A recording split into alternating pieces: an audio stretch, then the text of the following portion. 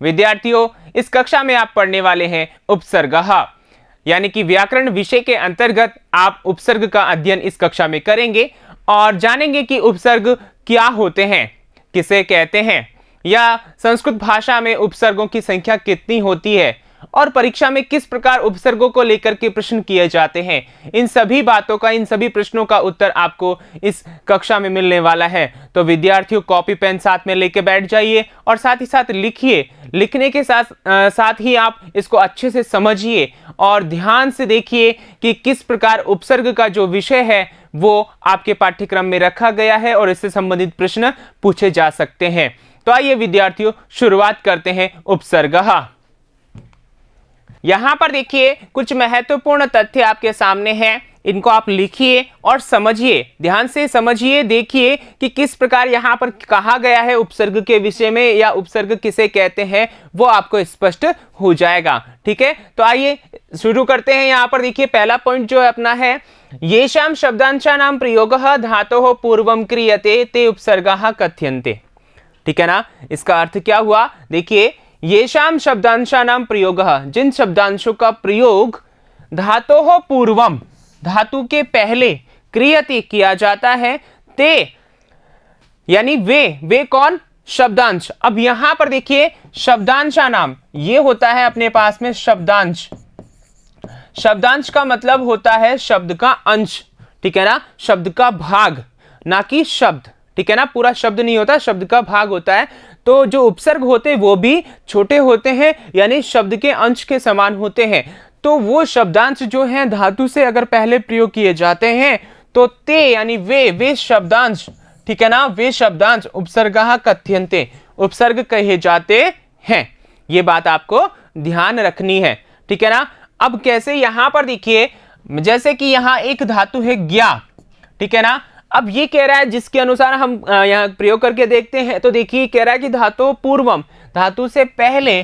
तो यहां पर धातु से पहले हमने क्या किया? उपसर्ग का प्रयोग किया। आप सोच रहे होंगे कि वी क्या है, तो विद्यार्थियों आप उपसर्गों से परिचित होंगे, चूंकि आपने पिछली कक्षाओं में भी उपसर्ग का अध्ययन किया होगा और आपको मालूम होगा कि उपसर्ग कितने होते हैं संस्कृत भाषा में। चूंकि आप हिंदी में भी पढ़ते हैं तो उपसर्ग वहां पर भी होते हैं, लेकिन वहां ज्यादा होते हैं, और संस्कृत में यहाँ पर क्या है? उपसर्गों की संख्या निश्चित है।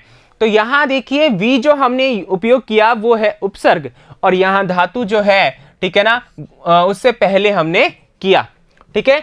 और यदि हम मान लीजिए यहां पर हम प्रत्यय जोड़ते हैं ल्यप, तो हमारा पद बनता है विज्ञाय। ठीक है ना। और इस पद में जो यहां ये है, ये क्या है? उपसर्ग है। आ रही बात समझ में? तो ये हमारी बात सिद्ध हो जाती है कि जो शब्दांश, जिन शब्दांशों का प्रयोग धातु से पहले किया जाता है, ठीक है ना, वे शब्दांश उपसर्ग कहलाते हैं। आ गई बात समझ में? ठीक है ना। अब आगे देखिए, आगे बात कही है उपसर्गाः क्रिया योगे। ये देखिए यहां पर सूत्र रूप में है, और ये पाणिनि जी जो अष्टाध्यायी यानी कि व्याकरण का जो प्रसिद्ध ग्रंथ है उनके लेखक हुए हैं, उनके द्वारा बताया गया है कि उपसर्गाः क्रिया योगे, अर्थात इसका अर्थ क्या हुआ? क्रियायाः योगे प्रप्रा इत्येते उपसर्गाः प्रयुज्यन्ते। क्रिया के योग में, क्रियायाः योगे, क्रिया के योग में, विद्यार्थियों आपने पढ़ा है, धातु रूप आपने पढ़े हैं, और धातु रूप ही क्रिया रूपों में चलते हैं। तो वहां जो क्रियाएं होती हैं, ठीक है ना, तो वहां उससे पहले, ठीक है ना, जो प्रयोग किए जा रहे हैं, उनके साथ प्रयोग किए जा रहे हैं, वे उपसर्ग कहलाते हैं। ठीक है ना। जैसा कि यहां पर देखिए, ये जैसे कि ये विज्ञाय जो है क्रिया के रूप में है, ठीक है ना, तो यहां पर ज्या धातु है और धातु ही आगे क्रिया रूप में बनती है, तो उसके साथ में विसर्ग वी उपसर्ग का प्रयोग किया गया है। ठीक है विद्यार्थियों। अब यहां पर देखिए तीसरी बात क्या कह रहे हैं? धातोः पूर्वम उपसर्गान योजयित्वा वयम नूतन क्रियापदानां निर्माणम कुर्मः। ठीक है, यहां पर कह रहे हैं कि धातोः पूर्वम, धातु के पहले, उपसर्गान उपसर्गों को, ठीक है, योजयित्वा जोड़कर, वयम यानी हम सब, नूतन क्रियापदानाम नए क्रियापदों का निर्माणम कुर्मः निर्माण करते हैं। यानी कि ये क्या कहना चाहते हैं, ये कह रहे हैं कि धातु से पहले जब हम उपसर्ग जोड़ देते हैं तो वहां पर जो क्रियापद बन रहा था वो नया रूप धारण कर लेता है। जैसे यहां पर देखिए आपके पास में, देखिए जैसे भवती एक क्रिया है, ठीक है, भवती का मतलब होता है, ठीक है ना, होना, ठीक है। अब यहां पर देखिए हम जो है इसमें प्र उपसर्ग जोड़ देते हैं। क्या कर देते हैं, प्र उपसर्ग जोड़ देते हैं। तो जोड़ने के उपरांत प्रभवती ये रूप बनता है, ये पद बनता है, ये क्रियापद बनता है। तो भवती का अर्थ होता है होना या होता है, ठीक है, और प्रभवती का अर्थ हो गया निकलता है या निकलती है या प्रभावित होती है, ठीक है ना।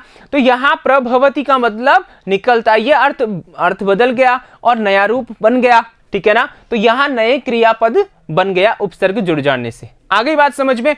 अब यहां पर देखिए अर्थ परिवर्तित होता है या नहीं, ये तो आपने देखा। इसके अलावा भी यहां बात कही गई है क्या, कि उपसर्ग योगेन धात्वर्थः क्वचित परिवर्तते अतः कथ्यते। उपसर्ग के योग से धात्वर्थ, धातु का जो अर्थ है वह क्वचित परिवर्तते, कुछ बदल जाता है, ठीक है ना, कहीं कहीं पर बदल जाता है। अतः कथ्यते, इसीलिए कहा जाता है या कहा है क्या, उपसर्गेण धात्वर्थो बलाद अन्यत्र नीयते विहाराहार संहार प्रहार परिहारवत्, ठीक है। यहां पर एक साथ लिखा हुआ है तो आपको पढ़ने में तकलीफ हो रही होगी। तो यहां पर देखिए बड़ा आसान करते हैं इसको, देखिए विहाराहार, ठीक है ना, यहां तक पढ़िए, विहाराहार संहार प्रहार परिहारवत, इतना पढ़ लीजिए, ठीक है ना। तो अब इसको समझते हैं क्या कहना चाहते हैं। आपको यहां समझ में आ गया कि उपसर्ग को जोड़ने से धातु का अर्थ जो है कुछ बदल जाया करता है। कैसे, देखिए उपसर्गेण धात्वर्थो, उपसर्ग से धातु का जो अर्थ होता है वह बलाद अन्यत्र नीयते, बलपूर्वक अन्यत्र नीयते, यानी कि दूसरी जगह ले जाया जाता है, यानी कि दूसरा ही अर्थ निकल जाता है, ठीक है ना। कब, जब उपसर्ग का प्रयोग होता है। जैसे यहां पर देखिए ये जो है, यहां इसको, इस लाइन को यहां पर देखिए, यहां जो है विहरति ये बन रहा है, ठीक है ना। इसको देखिए विहारा हार प्रहार संहार, ठीक है, परिहारवत,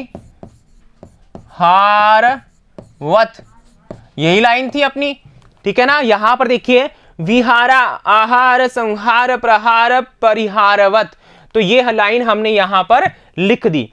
अब देखिए यहां पर विहार, ठीक है ना, विहार का मतलब है एक पद बनता है विहारः, ठीक है। दूसरा पद हमारे पास बनेगा आ है इसमें, तो आहारः, क्या बनेगा, आहारः। तीसरा पद अपने पास बनेगा प्रहारः, क्या बनेगा, प्रहारः, ठीक है। चौथा पद अपने पास देखिए, एक तो यहां हो गया, दो यहां हो गया, ठीक है, प्रहार 3 हो गया, फिर है संहार 4 और परिहार 5, ठीक है, फिर है संहारः, ठीक है, और उसके बाद में परिहारः। यहां पर ये पद बन रहे हैं, ठीक है ना, बात समझ में आ रही है। तो जो बात कही कि यहाँ एक ही धातु से अपने पास में अलग अलग जो उपसर्ग जुड़ जाते हैं तो उनका अर्थ भी अलग हो जाता है, यानी उपसर्ग के जुड़ जाने से धातु का अर्थ जो है बदल जाया करता है। तो यहाँ पर देखिए ये समानांतर है, ध्यान रखना। यहाँ पर हरि धातु का मतलब होता है हरण करना, ठीक है ना, हर लेना। तो यहाँ हरति ऐसे रूप चलते हैं इसके। अब यहाँ वी जोड़ दिया तो विहरति बन गया, ठीक है, जैसे कि विहारः, विहार करना, विहरति का मतलब विहार करता है, ठीक है। आप इसको इस तरीके से भी समझ लें, विहारः, ठीक है ना। यहां पर जो है वी उपसर्ग आ रहा है, ठीक है। फिर आगे देखिए आंग उपसर्ग होता है जिसमें आशेष रहता है, और ह्री अपने पास में री जो है अपने पास में क्या है, धातु है, ठीक है ना।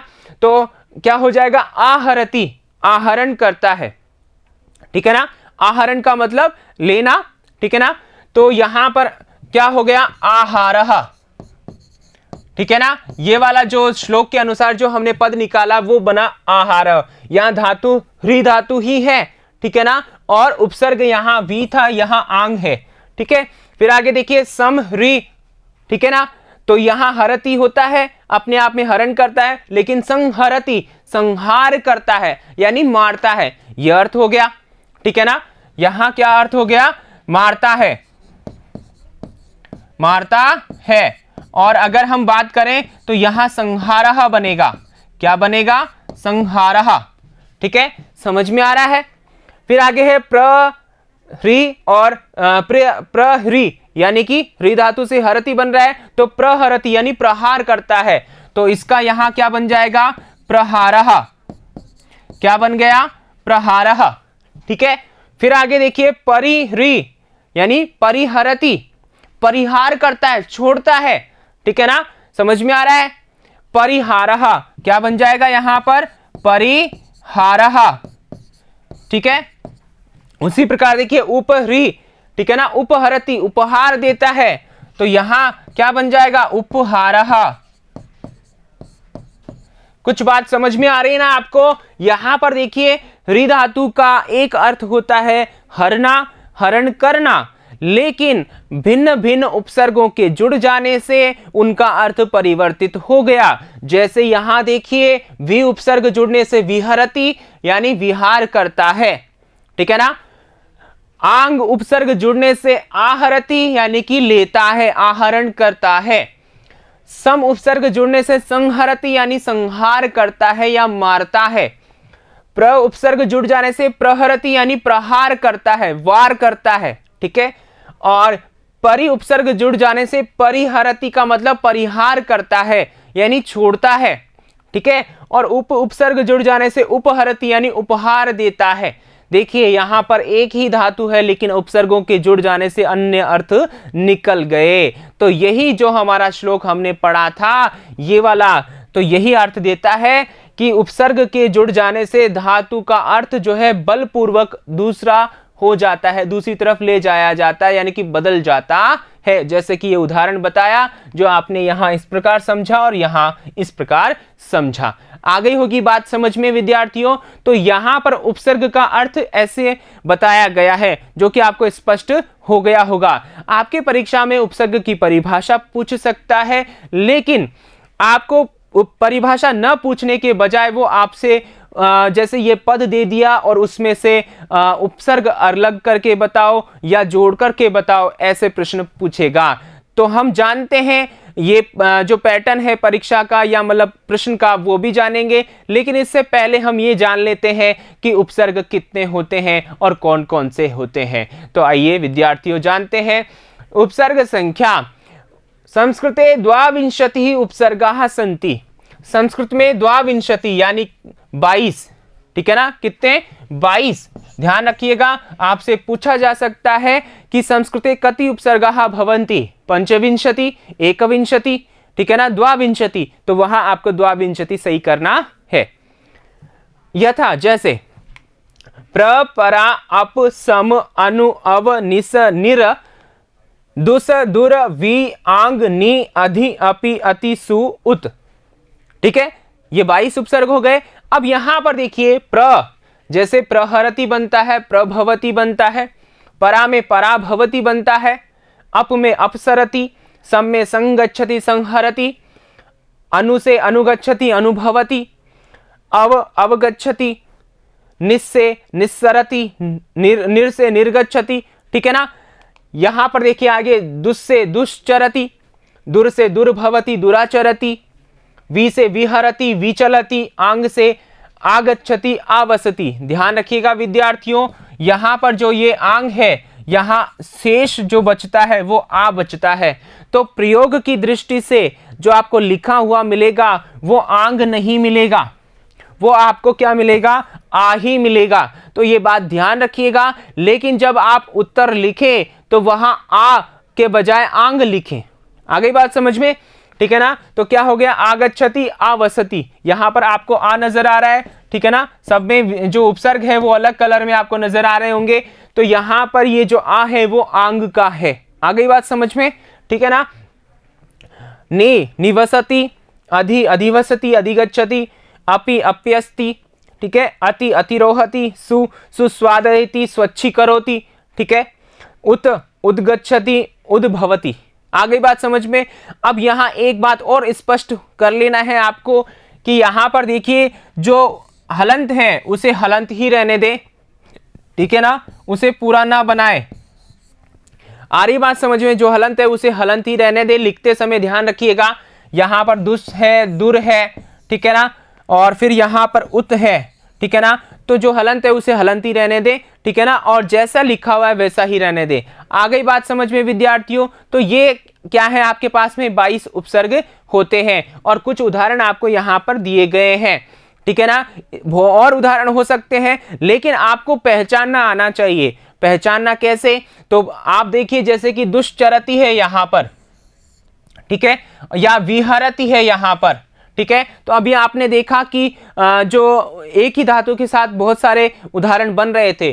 तो आप जैसे विहरति को ले लो यहां पर, ठीक है, विहरति। तो इसको पहचानोगे कैसे कि यहां कौन सा उपसर्ग है। देखिए अगर उपसर्ग आपको याद रहेंगे तो वैसे ही आप पहचान लोगे देखते ही पद को, और नहीं तो वर्ण विच्छेद कर लीजिए आप, ठीक है ना।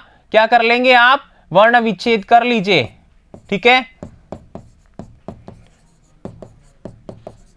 कर लिया आपने। उसके बाद आप क्या करेंगे, देखिए यहां व में ई मिलाया तो क्या बनता है, वी। क्या वी उपसर्ग में होता है आपके, जी हां होता है। तो यही हो गया। क्या ह, यहां पर देखिए ह है और ह के बाद में यहां अ आएगा, ठीक है ना।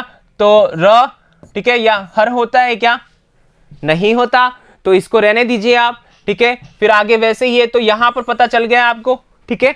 या फिर एक तरीका और है, यहां पर जैसे विहरती है, इसको टुकड़ों में विहरती ऐसे जोड़ लो, ऐसे बांट लो, तो यहां पर क्या हो जाएगा, वी उपसर्ग आपका है। आ रही बात समझ में, ठीक है ना। तो इस प्रकार से आप कर सकते हैं। अब आइए आगे देखते हैं, आपके पास में ये जो है और बचे हुए हैं, अभि अभिनिवसति, प्रति प्रतिवसति, परि परिहरति, उप उपगच्छति या उपहरति। तो इस प्रकार 22 उपसर्ग आपके हो गए हैं, ठीक है ना विद्यार्थियों, समझ में आ गया। तो आइए आगे चलते हैं, आपके अभ्यास प्रश्न कि प्रश्न किस प्रकार पूछे जा सकते हैं। देखिए, निम्नलिखितानां विच्छेदानां मेलयित्वा पद निर्माणं कुरुता। पद निर्माण करना है आपको। क्या करना है, पद निर्माण करना है, यानी पद निर्माण आप कर सकते हैं। जैसे कि अवगच्छति, तो देखिए कुछ पद तो आपके ऐसे आएंगे जहां कुछ करना ही नहीं है आपको, सिर्फ उनको मिला करके लिखना है। जैसे कि अव और गच्छति है, ठीक है ना। तो सीधा सा बन जाएगा यहां अवगच्छति। क्या बन जाएगा, अवगच्छति, ठीक है ना। तो यहां अव उपसर्ग है, गच्छति क्रिया है, तो ये मिल गए। आगे बात समझ में। फिर है प्रभवति, तो ये क्या हो जाएगा, प्रभवति। बहुत आसान है ना, ठीक है ना। फिर है प्रति आगच्छति। अब यहां पर थोड़ी सी मेहनत करनी पड़ेगी। थोड़ी सी मेहनत कैसे, यहां प्रति उपसर्ग है, आ उपसर्ग है, 2 उपसर्ग है। तो देखिए विद्यार्थियों, आपको मैंने बताया था कि प्रति में यहां पर क्या है, वर्ण विच्छेद करेंगे तो आप पाएंगे, ठीक है ना, कि यहां पर ई है।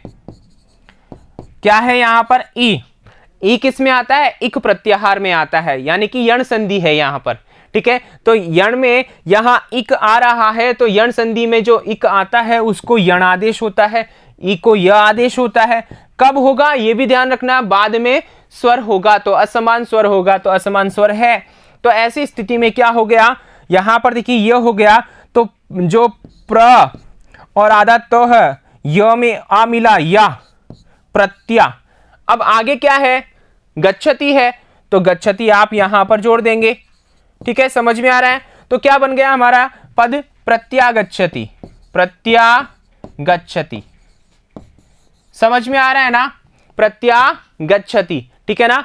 तो यहां पर इस प्रकार ये हो गया, ठीक है ना। अब यहां पर देखिए परिआंग वर्णम, ठीक है।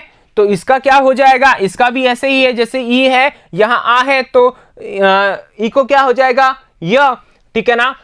परि है यहां पर और आगे है आंग, ठीक है, समझ में आ रहा है।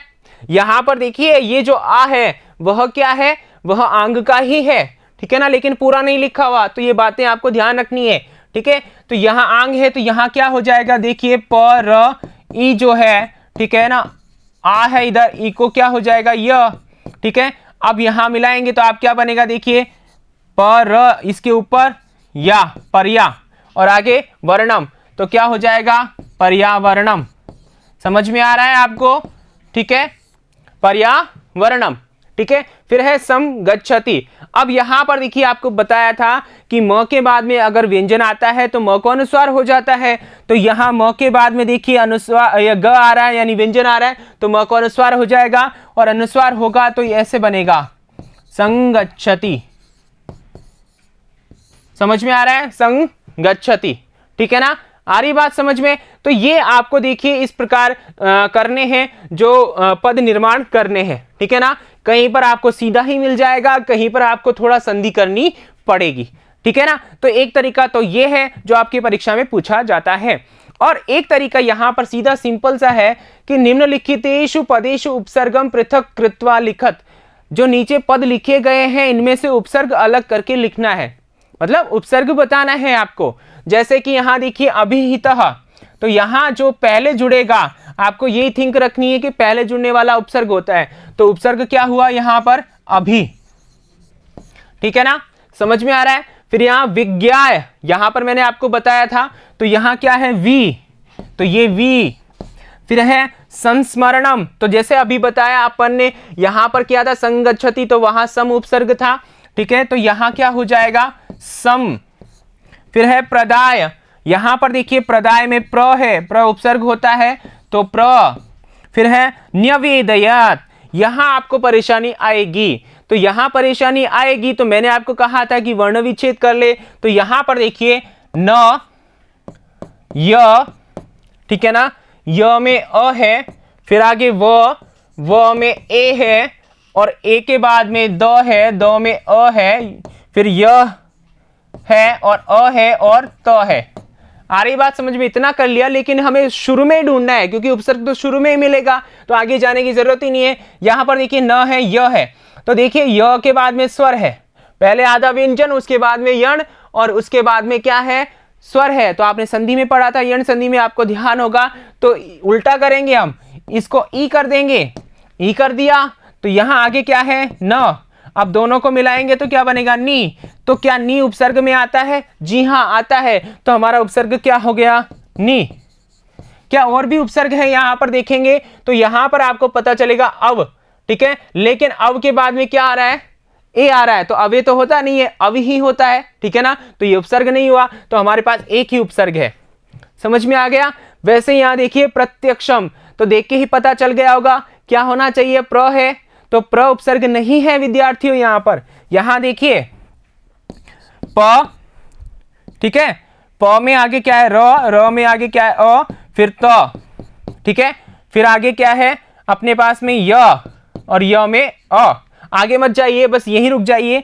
आगे यहां पर देखिए आधा व्यंजन, व्यंजन है यहां पर, फिर व्यंजन यानी कि व्यंजन कौन सा है यण वाला, और आगे क्या है अपने पास में स्वर, तो इसको इक में बदलेंगे तो ई हो जाएगा। अब यहां पर देखिए क्या बना, इन सबको मिलाएंगे तो प्रति बनेगा ना, तो यहां प्रति है, परि उपसर्ग सॉरी प्र उपसर्ग नहीं है, तो प्रति उपसर्ग होगा यहां पर।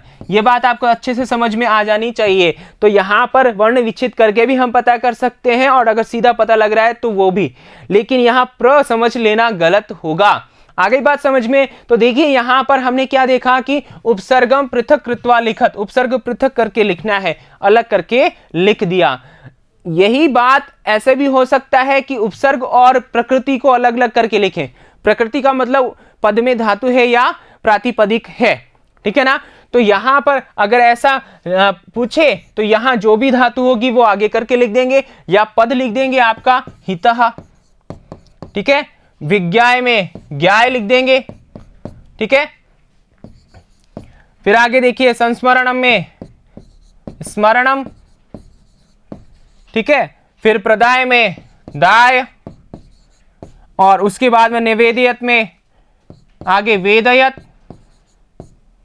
वेदयत, ठीक है ना, यहां पर अ निकल जाएगा तो अवेदयत, ठीक है। फिर है प्रत्यक्षम तो अक्षम, ऐसे भी लिख सकते हैं। तो बात आपको समझ में आ गई होगी कि किस प्रकार प्रश्न किया जा सकता है। तो ये अपना उपसर्ग वाला विषय था जो कि आपने अच्छे से लिख लिया होगा और समझ लिया होगा, ठीक है ना विद्यार्थियों। आगे हम मिलेंगे प्रत्ययों के साथ, तब तक के लिए धन्यवाद।